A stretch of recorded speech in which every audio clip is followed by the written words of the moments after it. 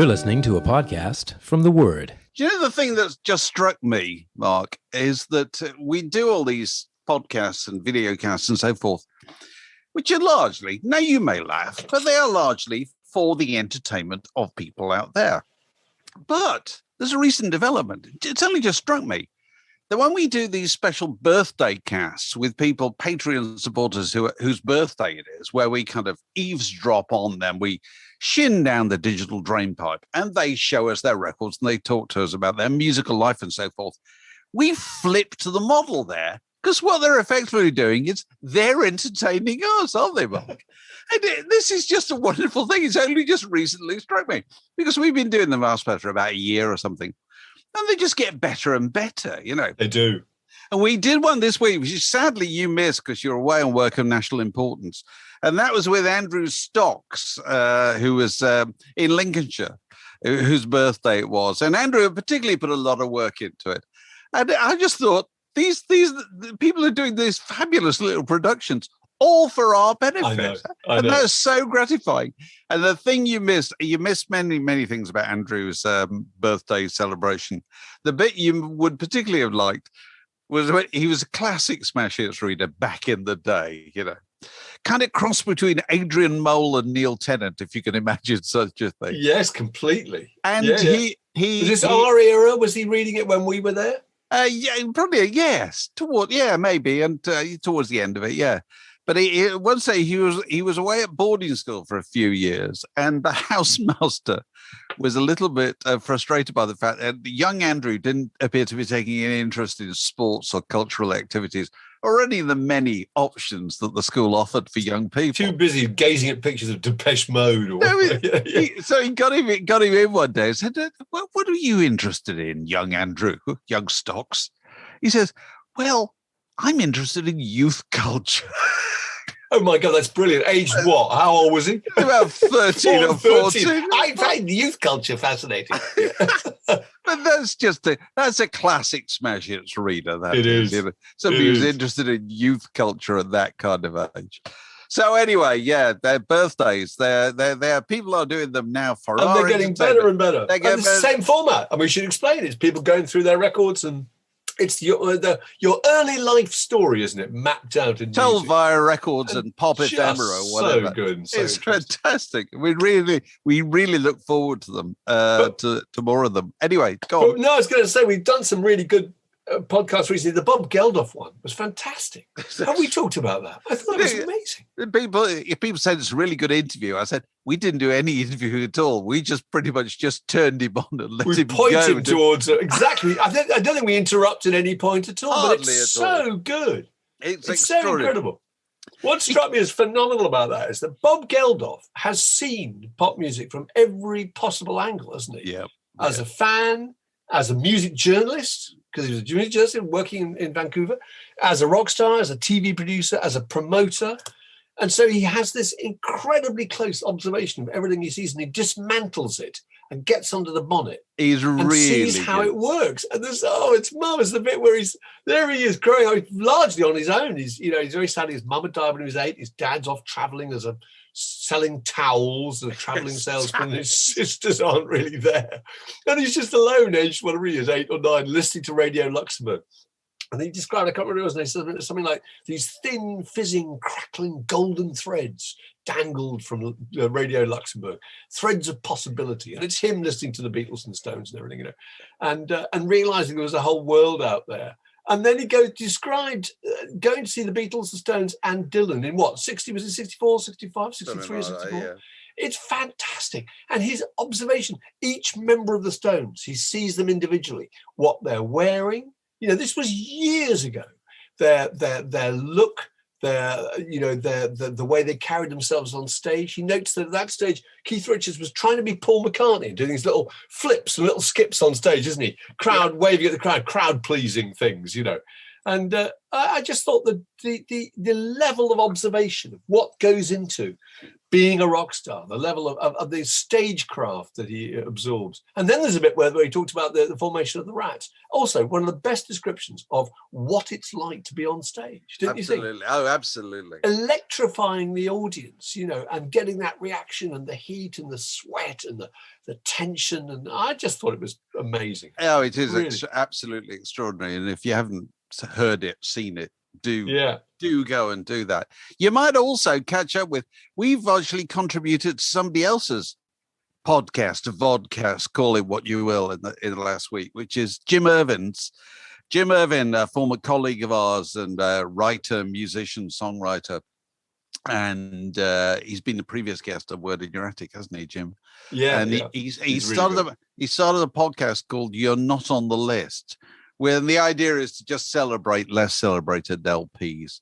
And you and I were on together, because we always have to be on together, because we're not a whole person, either of us. No, we're a pantomime horse. Anyway, and we both had to choose a record. I chose Bobby Charles's first LP from Bearsville, and you chose... I chose Ace by Bob Weir, which I still think is a great record. Although, listening to the Bobby Charles, I felt you had the advantage there. I still stand by it. No, absolutely. And Jim chose Family Burlesque. Bandstand. It's got burlesque on it, which is really funny because I'd only been playing it about a week before for the first time probably in this century. Yeah. And very much enjoyed that. But James, I thought it was a really interesting chat. I'll tell you what, the one thing I just wanted to take up more with you, because I didn't stop on, I didn't linger on it when we were doing the podcast, was talk about the ambition of writers. And Jim, who works with a lot of younger writers nowadays, he's the kind of, I don't think you mind me saying, is the classic old pro who's brought in to work with the young pop name signed to the label. Yeah, they co-write. They co-write songs. And he says that they're all very good, but hardly anybody ever comes to him wanting to do anything that really upsets the apple cart. Hardly any young writer nowadays turns up going, no, I don't care how it's been done in the past. I'm going to do it in a really different way. I'm going to come up with good vibrations for our times or whatever. What he finds is that there's considerable caution, that people they sort of want to fit in. And I thought that was interesting. And I suppose it's not surprising, because presumably so many of them nowadays are the products of some kind of education system in how you make music, whether it's stage school or the school performing arts, or I don't know what. Yeah. They've been coached in this stuff. And they've been on a 3-year songwriting course. They probably have analysed how Paul McCartney or Paul Simon or whoever writes songs, and they're very aware of that, probably more than earlier generations would have been. I just thought it was a really interesting observation. It is. And that's. But don't you think? I think it's something to do with the times too. I mean, these aren't very buoyant times. During buoyant times, you're looking for entertainment and challenge. Less buoyant times, you're just looking for things that are reassuring and comforting and familiar. And also, I think the consensus songwriting technique that tends to be used now makes it harder to be original too, because you've got more and more people involved in writing the song. And so you've got to come to some kind of agreement about what it's largely going to be. And it's much more likely that it will be more conventional and more safe than if it was just one person, as it was in the 60s and 70s, some maverick on their own going, this is the song, everybody, to the producer and the musicians, let's do it, Yeah, and also I think also that the people in their 20s or whatever, they're not as focused on the present as we were. We were totally focused on the present. That was the really interesting thing when we were their age. And now they've still got 60 years of other music to go back and discover. So they're not necessarily looking for the brand new different thing. They're still going back and looking at Joni Mitchell and finding Tom Waits or whatever. I don't know. Yeah. I think all those things contribute.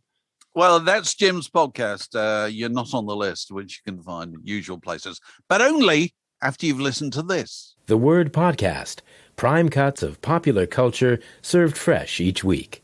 So today is the 20th of June, and the 20th of June 1971 was the first proper Glastonbury, wasn't it? I think it was the Glastonbury the year before. I think there was the one the year before with 1,500 people in a you got a free pint of milk and T-Rex and Steam Hammer and Keep Christmas. But it wasn't called. It wasn't called Glastonbury. It wasn't. I can't remember what it was called. It wasn't. Worthy Varber thing. Yeah, that's right. And the first real Glastonbury was 1971, so exactly 50 years ago today. And okay, so can I just interrupt for one second before you go any further? Because I know it's your specialist subject, and therefore you probably pass over one of the facets of Glastonbury that I still find utterly fascinating, and I think other Glastonbury virgins would similarly find utterly fascinating, which is the two most famous festivals in history. Neither of them took place at the place. They said they did. That's Woodstock didn't happen at Woodstock, Didn't. and Glastonbury is nowhere near Glastonbury, is it? No, but I mean, it's just got the right ring, isn't it? Glastonbury has the right spiritual ambience. I'm sorry. It's as much right to call it Glastonbury as I have to call the Palmer's Green Festival Glastonbury. You know what I mean? Anyway, carry on. It's slightly nearer. No, you're absolutely right. No, but I just was looking at this morning, there's bits of the Nick Rogue documentary, which you can find on YouTube. Made Glastonbury Fair. And it was Bowie, wasn't it? And Traffic and Federal Convention and all sorts of people. And the person who struck me as being interesting was Terry Reid. Oh, God. Terry Reid is a story, isn't he? Oh, he's fantastic. There it is. It's on YouTube. And you can see Terry Reid and his band getting ready to perform. And it's the most kind of shambolic thing, and everyone's sitting around smoking joints, and eventually the drummer starts and the bass player plugs in, and Terry Reid in the most extraordinary hat. I don't know how you describe his hat. It's not a Baker Boy hat, but it's one of those kind of things. And Terry Reid, fabulous looking, 21 years old at the time, kind of Lowell George kind of look-alike. I don't know how you describe his sound. What sort of music was it? Was that kind of rock soul that he's playing? I suppose so. I mean, that was part of his problem, that nobody could ever describe what he did, really. I became more and more interested in his story. You know, he was in this group, wasn't he? The Jaywalkers.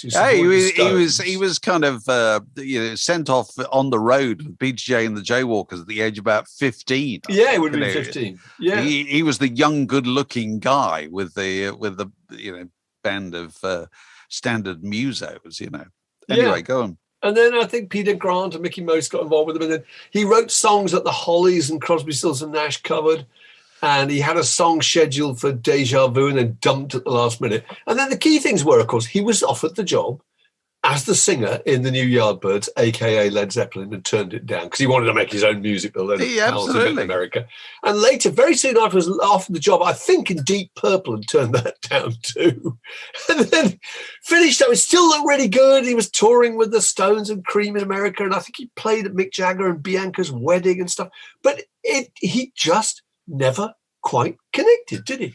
No, it's all there on paper. Absolutely huge, fantastic talent, and if you can get those classic records, River, which the tunes he's playing at on the Glastonbury thing that you're talking about, came out on River probably about 3 years later. That was part of his problem. Wherever he signed anywhere, he got caught up in corporate, merry-go-rounds, and people moved on and so forth.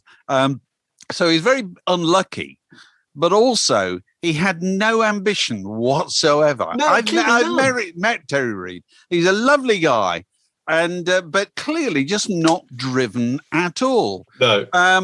This is encapsulated perfectly in the story of when Jimmy Page rings him and says, "I'm putting together this band, New Yardbirds and so forth. How about you being the singer?" And he goes, "No, I'm not really interested." He says, "Well, I'll tell you what, there's a guy I saw recently who might be good for you in a band in the Midlands. I think he's called Robert Plant." And Jimmy Page said, "Is he good looking?" And Terry Reid said, "Why does that matter?" Yeah, what's that got to do with it? That's right. I know. That's where Terry Reid didn't understand. Yeah. Why it did matter, And Terry Reid, he goes his own way and has always gone his own way ever since, How could you not be aware of that? That's extraordinary. You were talking about Bob Geldof earlier in that conversation with Bob Geldof. You were saying how one of his eldest sisters was obsessed with Cliff Richard. And he said, I could totally understand it because he was beautiful. You know, he talks about Mick Jagger being beautiful. He talks about David Bowie being beautiful and rail thin. You could see the light shining through him, you know. And, but I think very rarely do men acknowledge that other very beautiful men kind of in the entertainment industry, you know, and realize that's a key part of what it's all about. Yeah, but I mean, a difference is something like Bob Geldof is an entertainer. Yeah, not a musician. Terry Reid is a musician, absolutely to his boots. That's all he cares about is the sound he makes. It's all he's bothered about at all. He's not bothered about how much he gets paid for doing it half the time. You know, as long as he can just continue to do it. Then in truth, he probably made the right decision. And me sitting here thinking, surely he missed all these fantastic opportunities. He's probably thinking, thank God I dodged a bullet. He wanted to be Robert Plant. I have asked him about this. I interviewed him a few years ago when he was over here. And he genuinely harbours no bitterness whatsoever towards it. You know, he made his own choices and he's not bitter about it at all. And he's still knocking around. Mind you, fair enough. Robert Plant also made the decision and also is still knocking around and doing what he wants to do. Doing very nicely. Yeah, exactly. But also a very good compromise between what he wants to do and what the market people expect him will to sustain, you know. Yeah. But if you see, you can find, as you say, you can find that on YouTube. And it's Glastonbury Fair, Fayre. It's really good. And this wonderful footage, because those were the days when there were so few people there that people could ride their motorbikes up to the stage, couldn't you? You see kind of Hell's Angels with kind of half-dressed women on the back, kind of literally driving up, parking underneath the lip of the stage. And you see cracking open a beer. Ford Anglias being parked, you know, within range of the stage. You know, there's only relatively few people there because there are relatively few kind of hip people in those days. And he wasn't an obviously star-studded bill, really. And but Terry Reid, that he, as you say, you know, playing in the afternoon there, where Linda Lewis joins them. That's a wonderful bit. Yeah, she kind of shuffled because basically, absolutely, she said, "Who's this gorgeous guy singing like this?" I'm going to be near him.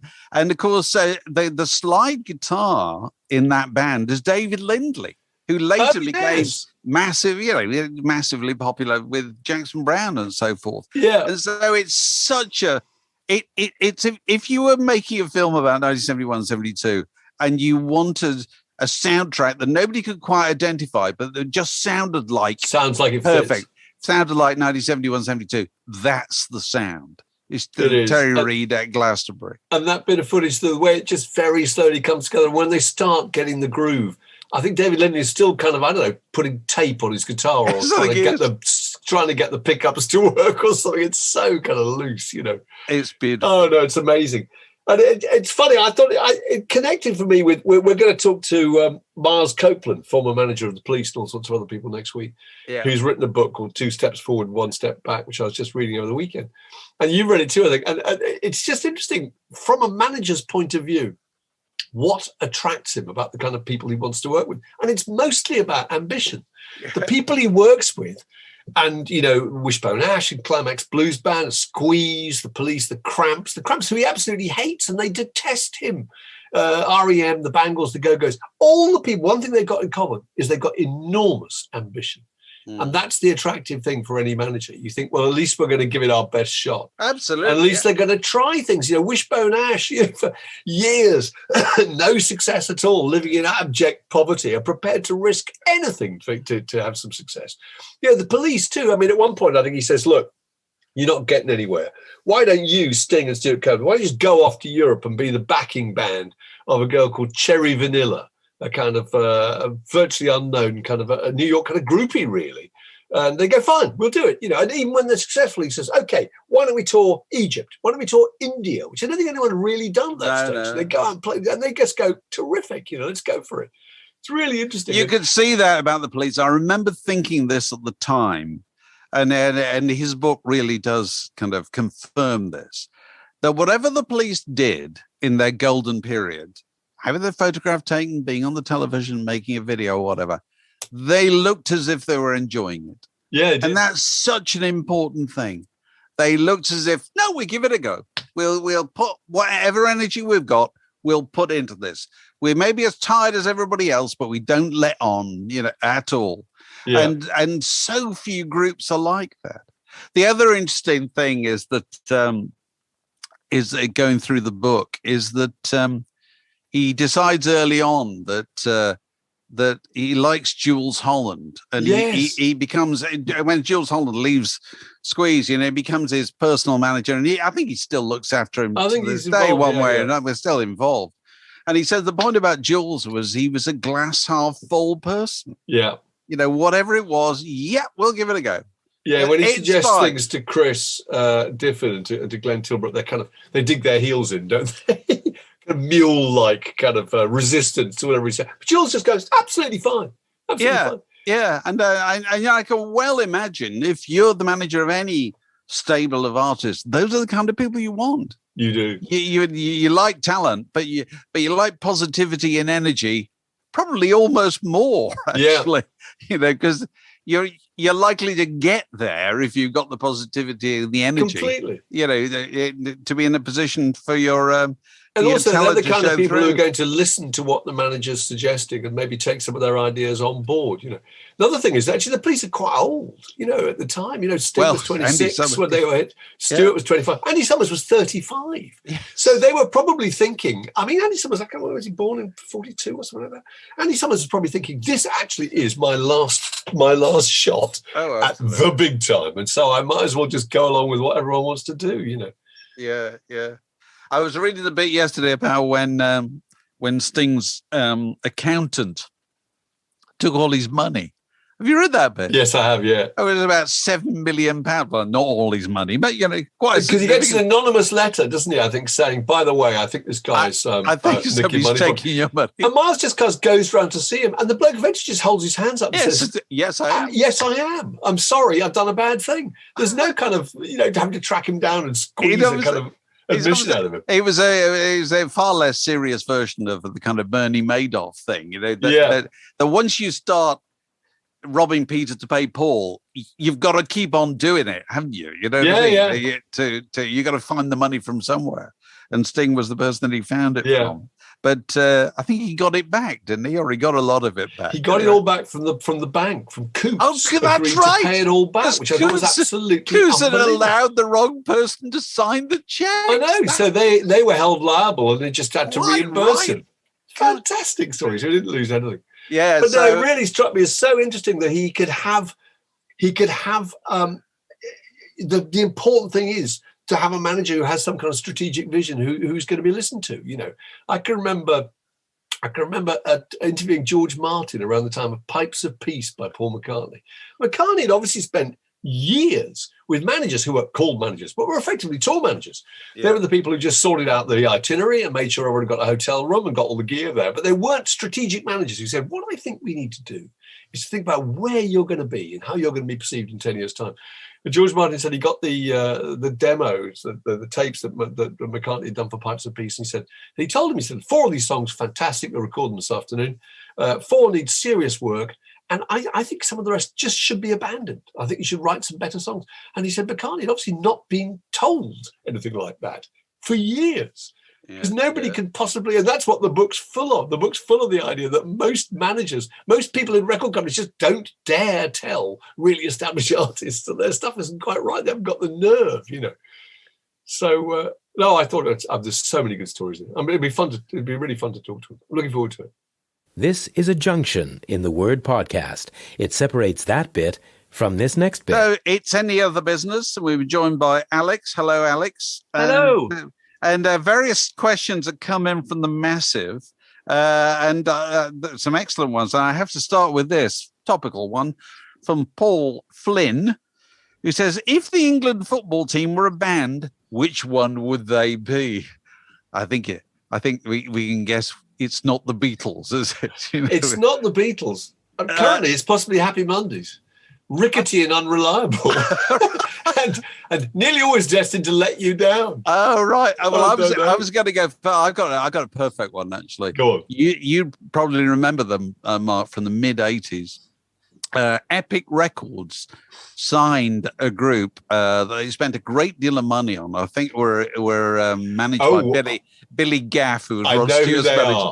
They were the Roaring Boys. Roaring Boys. The Roaring Boys. They were Duran meets Adam and the Ants. Yeah, that's they right. were. Huge They were investment. all promised. God, they look fabulous. They're going to be great. And they died like a louse in a Russian's beard.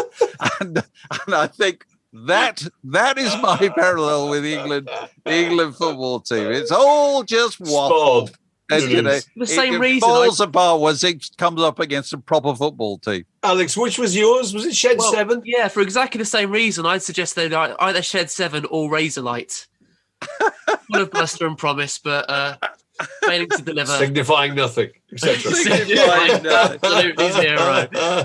Now, somebody wants to know, and I have to see who remind myself of what the name was who was asking this question, whether 6 hours of the Beatles Get Back in the cinema is possibly delighting us slightly too much. What do you think, Mark? Tell us the story. No, I don't. I mean, I that's great. I mean, Stephen Hopo asked this. Would you sit through 6 hours of Let It Be Get Back if it was shown in the cinema? He would. Would you? Yeah, I mean, I can remember going to see. Do you remember when Martin Scorsese's George Harrison documentary came out, which I think was 3 hours 46 minutes, something like that. 3 hours, 3.5 hours. I can remember going to see that at a preview with a mate of mine, and we had 1 3/4 hours, and there was a little break, and you had a cup of tea and a bun and or a glass of beer or something. And I can remember thinking, I have never been happier. I've just had 1 3/4 hours of George Harrison. I've got another 1 3/4 hours to go. I can't wait. And I was thinking, if you extended that to the idea of a 6-hour movie, and if you went to, because we've all been to all-nighters where you'd see 3 or 4 heart song movies in one go when you were 19 or something. God, did we really? I suppose we did. Oh, dear. But I mean, 6 hours, if there was a break every 2 hours, I think so. And you stop and you have a Beatle-themed... you'd have yellow submarine sandwiches. I don't know. You could just make an event of it. Be good. What do you think, Alex? Would you sit there 6 hours? 3 hours of Titanic. I can definitely sit through 6 hours of Beatles. Oh, right. Okay, fair enough. Next question. David Wheeler says, would Oasis have been successful in any other decade but the 90s, which was a fallow period musically? Over to you, chaps. Go on. You know what I think. Well, that's fighting talk. Go on. Well, if you parachuted Oasis into the early 70s, would they have been more popular than Slade or T-Rex or Mott the Hoople?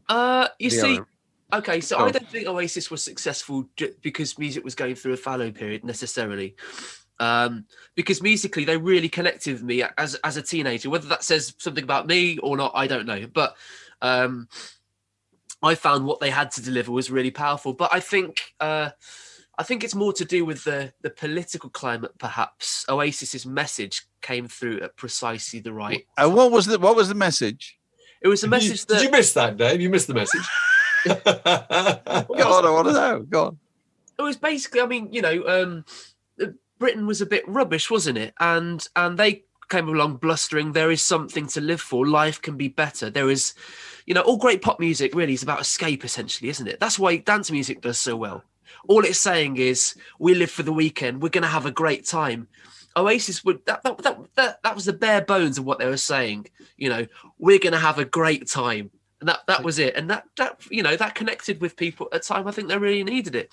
Okay. All right. Okay. Could they have happened at any other time? Because it took all of the Beatles, all of the Stones, and all of T-Rex, and all of ABBA, and U2, and Crowded House, and all the other song catalogues that Noel Gallagher told me in an interview that he had pilfered from. Plundered. It took all of those he'd plundered and made no bones about it. And I quite admire him for it, actually. I really do. But those are the things. Those were the building bricks. That was the toolkit that he needed to create Oasis. So the answer to that would be probably not. Okay. Well, what was this? Poppy from a Tray says, London Town, Paul McCartney's finest post-Beatles recording. Discuss. Now, I have to recuse myself from this discussion because I don't think I've ever heard it. Do you know it? I'm not familiar enough with it. And even if I was, it couldn't be better than Ram. It couldn't, Dave. Could it? Okay. Ram is wall-to-wall classic. Yeah, no, Out of the country, Monkbury Moon Delight. Oh, Lord. But I'll tell you what, Poppies. Following this, I will do what I frequently do in this day and age when we're doing these. You go off and listen to it. I will go off and listen to it because I don't know it really at all. Somebody wants to know, where's the magic in Magic Alex come from? Alex, can you tell us, or will Mark tell us? I believe that's over to Mark. I like to think it comes from a secret place. Well, it was. Parallel dimension. I think it was my invention. I feel there was Magic Alex, was the fantastic guru, very briefly brought on board when the Beatles started Apple. Was it a kind of guy? Alex Mardas. Alex Mardas, and he used to sit on top of filing cabinets, cross-legged, coming up with gnomic pronouncements that they for a brief period of time thought were really deep and meaningful, and they gave him a lot of money to build a new studio for them, to invent devices. Am I right? Yeah, None of which he delivered on, and he was a complete failure. But he was the kind of office hippie stroke guru. Absolutely. But Alex is a lot more than that. But very capable. We just think it's efficient. funny to call him Magic Alex. Magic Alex. Simon Brock says, is there a future for physical music in light of the massive rise of streaming? Could the CD make a comeback? Well, I think I've nailed my colours to the mast on this one, actually, Simon. I think there will be a comeback. I don't think it'll be huge. I don't think it'll be anything to bring it back to, the early 90s when people were selling absolutely enormous quantities. But I think there is a need for one standard physical format that people can resort to and say, I own this, I've got it. And I don't think vinyl is it, because vinyl's just too expensive and too delicate. It costs you £25 to go and get each, if you want all the Crowded House records or whatever. Whereas to go and get them on CD, you could probably afford it, and they would probably last as long as anything. So I think there will be some kind of comeback, and I think like vinyl, it will be massively overhyped by the so-called mainstream media, who will pick on some set of figures to point out that it's all come back dramatically. It won't be dramatic at all, but I think it will happen. What do you chaps think? I tend to think that people love the idea of collections. Yeah. And looking at what's behind you now, it's like libraries. We've got a big library of books downstairs, and I kind of think it's a big part of the household. And the idea that you could just go and pull something out and listen to it there and then, it's a physical object, is very attractive. And to have none of those things existing, and none of them owned by you, and none of them without any personal memories about buying it and playing it and things, I think you're missing out. So I would agree with you. So Ian Chambers, Macca was 79 on Friday. Brian Wilson is 79 today as we're recording this. Compare and contrast. Do you still refer to him as thumbs aloft? Do we? Everybody talks about McCartney as Macca nowadays, whereas they never did back in the day, did they really? No, they didn't. That was a kind of private joke amongst the Beatles, really. Yeah. Whereas nowadays, absolutely everybody knows who you're talking about. Because, the kind of nicknames of superstars have become familiar to everybody, haven't they? Like the Dame, all those things that were satirical originally. Nowadays, absolutely everybody knows. Brian Wilson and McCartney, compare and contrast. Cool. Would anybody dare do that? I would say, Brian Wilson's genius is to be in a studio directing records, composing songs, directing performances very exactly. Paul McCartney's genius is wider than that, I think. Much wider. And as a salesman too. We were talking about Van Dyke Parks the other day, because we'd recorded a Van Dyke Parks podcast years ago, and he talked about working with Brian Wilson and said he was the Beatles and George Martin rolled into one. Just slight exaggeration, but I mean, he was the man who could play a recording studio like a musical instrument. He could hear it in his head, couldn't he? Yeah. Brian Wilson, that's the thing. He could say it's going to be like that, and he'd then get the station men in who would make it like that. Yeah. It's different kind of skill. But, isn't it extraordinary that they were both born the same weekend? I'd never realised this. Amazing. 2 days apart. Cracking weekend for humanity, that was. It was. It's pretty good. So those are our questions from the Massive. Thank you very much for those. My question to you is: would you sit through the Bob Dylan streaming event that's coming up on July the 18th? There's Bob Dylan, who's clearly missed touring more than most people because he's constantly on tour, is doing a thing. It's called Shadow Kingdom, I think. Tickets $25. I've got a little press release here. So Shadow Kingdom will showcase the artist in an intimate setting as he presents songs from his extensive, renowned body of work created especially for this event.